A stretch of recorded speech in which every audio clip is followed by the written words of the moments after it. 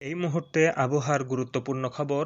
বঙ্গোপসাগরে তৈরি হচ্ছে নতুন ঘূর্ণিঝড় এবং ঘূর্ণিঝড়টির নাম হতে পারে সেনিয়ার। এদিকে ঘূর্ণিঝড় মন্থা লঘুচাপ আকারে বাংলাদেশের চাঁপাইনবাবগঞ্জ, নওগাঁ এই সকল অঞ্চলে অবস্থান করছে। ফলে রাজশাহী, রংপুর এবং পশ্চিমবঙ্গের মালদা, মুর্শিদাবাদ, নদিয়া, বীরভূম, বাঁকুড়া এই সকল অঞ্চল, দার্জিলিং, কুচবিহার, আলিপুরদুয়ার, শিলিগুড়ি, সেই সঙ্গে বাংলাদেশের সমগ্র ময়মনসিংহ অঞ্চলে মাঝারি থেকে ভারী বর্ষণ হচ্ছে এবং লঘুচাপটি ধীরে ধীরে পূর্ব দিকে অগ্রসর হচ্ছে।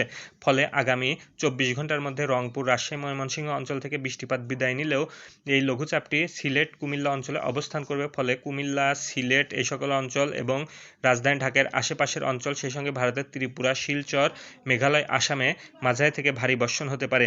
বঙ্গোপসাগরে অবস্থান করা লঘুচাপটি শক্তি সঞ্চয় করে এটি ঘূর্ণিঝড় রূপে বাংলাদেশের বরিশাল, পটুয়াখালী, নোয়াখালী, চাঁদপুর, লক্ষ্মীপুর, ফেনী, চট্টগ্রাম, কক্সবাজার এই সকল অঞ্চল দিয়ে উপকূল অতিক্রম করতে পারে। এই সকল অঞ্চলে ঝড় আঘাত করার সময় প্রচণ্ড ভারী বর্ষণ, জলোচ্ছ্বাস এবং তীব্র ঝড়োহা বয়ে যাওয়ার সম্ভাবনা আছে আগামী 5 থেকে 7 তারিখ।